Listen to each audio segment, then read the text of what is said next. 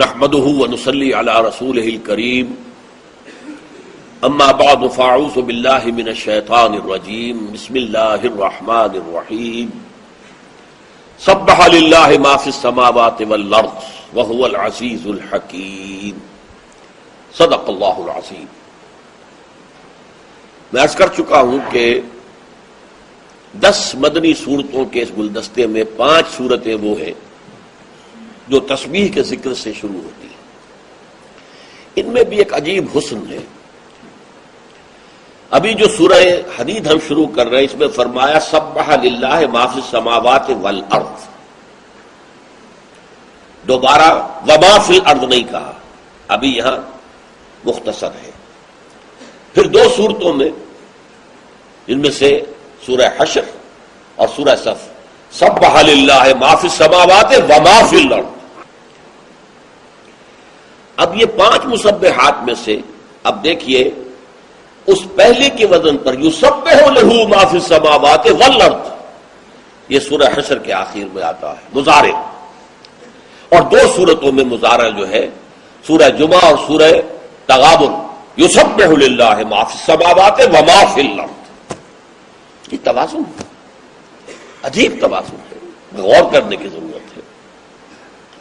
اچھا، اس کے ضمن میں آپ سے اگرچہ تسبیح کے بارے میں باتیں عرض کر چکا ہوں، کیونکہ یہ ہم نے سورہ جمعہ پڑھی ہے، سورہ تغابن پڑھی ہے، سورہ صف پڑھی ہے، لیکن آج پھر میں چاہتا ہوں ذہن میں تازہ کر لیں۔ دیکھیے اللہ تعالی کی معرفت جو دین کی روح ہے، جان ہے، یہاں تک کہ آیہ مبارکہ جو سورہ ذاریات کی ہے وَمَا خَلَقْتُ الْجِنَّ وَالْإِنسَ إِلَّا لِيَعْبُدُونَ، میں نے جنوں اور انسانوں کو پیدا نہیں کیا مگر صرف اس لیے کہ میری عبادت کریں۔ اس کا بہت سے مفسرین نے مفہوم لیا ہے وَمَا خَلَقْتُ الْجِنَّ وَالْإِنسَ إِلَّا لِيَعْرِفُونَ، میں نے جنوں اور انسانوں کو صرف اس لیے پیدا کیا کہ میری معرفت حاصل کریں۔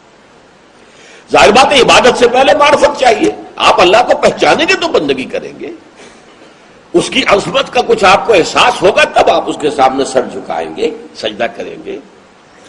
تو معرفت پہلے ہے، اس کے بعد عبادت آئے گی۔ عبادت کا تعلق عمل سے، پہلے معرفت۔ اب غور کیجئے، معرفت خدا بندی 2 حصے کر لیجئے۔ معرفت ذات ناممکن ناممکن ناممکن۔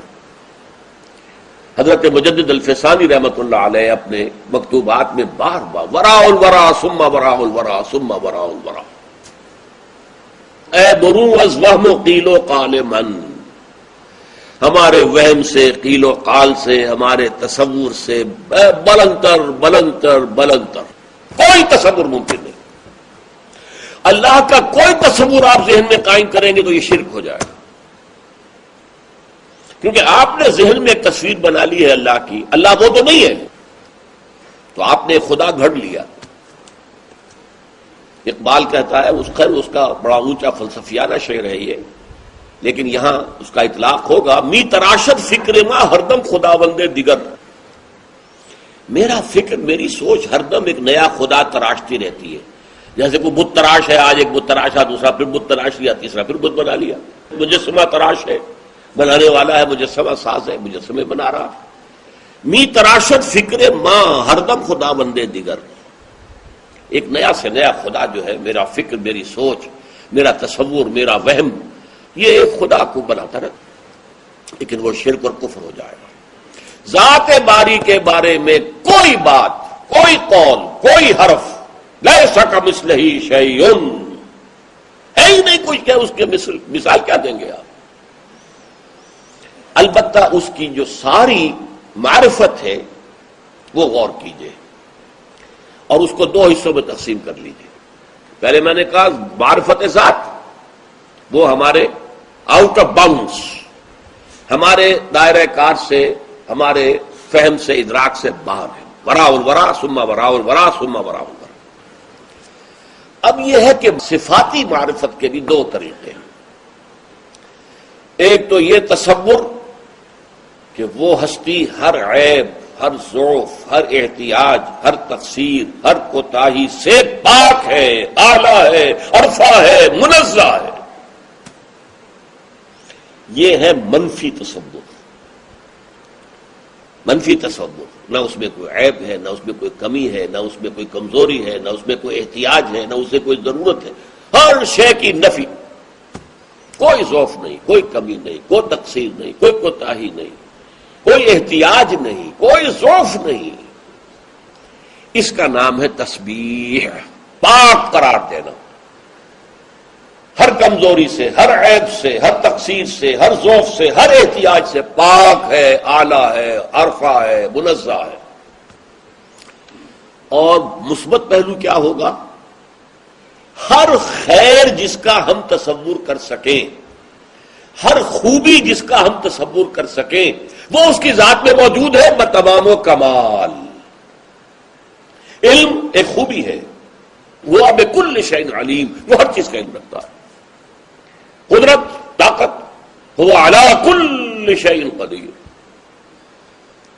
حیات، الحی، زندہ، از خود زندہ، کسی اور کے زندہ رکھے ہوئے زندہ نہیں ہے، خود زندہ ہے.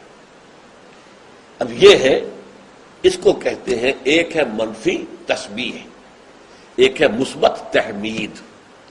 تحمید، حمد کیا ہے؟ کہ اللہ میں ساری خوبیاں، سارے کمالات جس کا بھی تصور کیا جا سکتا ہو، ہر خوبی، ہر کمال بتمام و کمال موجود ہے. اسی کو حدیث میں کہا گیا ہے التسبیح نصف المیزان. تسبیح سے معرفت ربانی کی میزان آدھی پر ہو جاتی ہے. وہ الحمدللہ تملؤہ، اور جب الحمدللہ کہہ دے تو وہ میزان بھر گئی، پڑا بھر گیا. منفی مثبت، التسبیح نصف المیزان والحمدللہ تملؤہ. ایک یہ انداز ہے تسبیح و تحمید. اچھا، ایک دوسرا انداز ہے صفات کے اعتبار سے.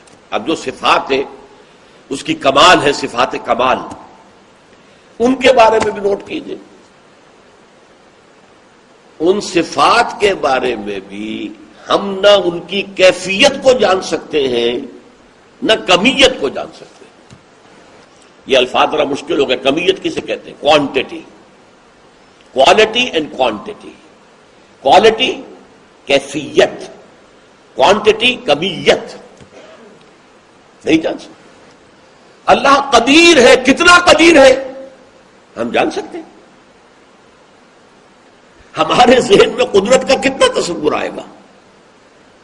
یہ ہمارے دماغ کی جو ہے ترازو، یہ سونے چاندی کو تولنے کے لیے ماشے تولے تول سکتی ہے، یہ ٹنوں وزن تو نہیں تول سکتی. اللہ علیم ہے، کتنا علیم ہے؟ Can we imagine? کتنا علیم ہے؟ اگر ہم امیجن کر سکیں تو اس کا مطلب ہے ہم نے اللہ کے علم کا احاطہ کر لیا. معاذ اللہ. کتنے کا تو تب بات ہوگی نا جب کہ آپ نے اس کے علم کا احاطہ کر لیا. اتنا ہے. اسی طریقے سے مثلا اللہ بصیر ہے، دیکھتا ہے. کیسے دیکھتا ہے؟ کیا اس کی آنکھیں ہیں؟ کیا اسے دیکھنے کے لیے روشنی کی ضرورت ہے؟ ہم تو آنکھوں سے دیکھتے ہیں، پھر ہمیں تو روشنی چاہیے ورنہ کچھ نہیں دیکھ سکتے. معاذ اللہ ثم معاذ اللہ. وہ کیسے دیکھتا ہے ہم نہیں جانتے. وہ کیسے سنتا ہے؟ بکل شیء بصیر، بکل شیء سمیع، ہر شے کا سننے والا، ہر شے کا دیکھنے والا. سمیع البصیر، سمیع البصیر، السمیع البصیر. کیسے دیکھتا ہے؟ We don't know. کیسے سنتا ہے؟ We don't know. کتنا علم رکھتا ہے؟ We don't know. کتنی قدرت ہے؟ We can't imagine. یہ ہے ہماری محدودیتیں. اللہ کا کوئی تصور قائم کرنا ہمارے لیے ممکن نہیں. البتہ اقبال نے ایک بات کہی ہے، بہت خوبصورتی کے ساتھ کہی ہے. یہ انگریزی کے دو الفاظ ذرا سمجھنے ہوں گے. This universe is a concept, god is percept. Perception میں اور کانسیپشن میں کیا فرق ہے؟ کنسیپشن ہے کسی چیز کا تصور کر لینا پورا، وہ تو احاطہ ہوگا تب ہوگا نا، کوئی آپ تصور قائم کر سکیں. تو یہ یونیورس تو جو ہے وہ کانسیپٹ ہے، اللہ کی ذات کانسیپٹ نہیں ہو سکتی، پرسیپٹ ہے. پرسیپٹ کہتے ہیں کسی چیز کی پرسیپشن، محسوس کر لینا کہ ہے. اب اس کی سادہ ترین مثال میں آپ کو دے رہا ہوں. دیکھیے، ایک دیدہ بینا والا انسان ہے، اس کی بینائی صحیح ہے، ایک اندھا ہے بیچارہ. وہ دونوں ایک قلعے کی دیوار کے سامنے کھڑے ہیں، فصیل کے سامنے. وہ جو دیکھنے والا ہے اس کو اندازہ ہے یہ فصیل کتنی اونچی ہے، کس رنگ کی ہے، کیسی ہے. وہ ایک کانسیپٹ قائم کر سکتا ہے اس لیے کہ وہ دیکھ رہا. لیکن اندھا کیا کرے گا؟ صرف جا کر ٹٹول کر کے ہے دیوار ہے بس. کتنی اونچی ہے، کیسی ہے، کس رنگ کی ہے، یہ پرسپشن ہے، percept. We can feel within our hearts the existence of god. جیسے کہ ایک اندھا دیوار کو ہاتھ لگا کر کہتا ہاں دیوار ہے، دیوار ہے، دیوار ہے. اسی طرح ہم دل میں اللہ کی وجود کو محسوس کر سکتے ہیں، پرسیو کر سکتے ہیں، کنسیو نہیں کر سکتے، اس کا پورا تصور ہم قائم نہیں کر سکتے. یہ ہے معرفت باری تعالیٰ کے ضمن میں چند باتیں جو میں نے چاہا کہ ایک ترتیب کے ساتھ سامنے آ جائے. اب دیکھیے، جو میں نے کہا تھا، پہلی بات معرفت ذات خارج از بحث. ذرا بھی بات کرو گے تو کہیں نہ کہیں کفر اور شرک میں مبتلا ہو جاؤ گے. حضرت ابوبکر صدیق نے ایک مرتبہ فرمایا، بڑا پیارا، العجز اندر کی ذات ادراکو. اللہ تعالی کی ذات کے ادراک سے عاجز ہو جانا ہی ادراک ہے. جب انسان یہ سمجھ لیتا ہے معلومم شد کہ ہیچ معلوم نہ شد، مجھے خوب معلوم ہو گیا ہے کہ مجھے تو کچھ بھی معلوم نہیں. ایک آدمی فزکس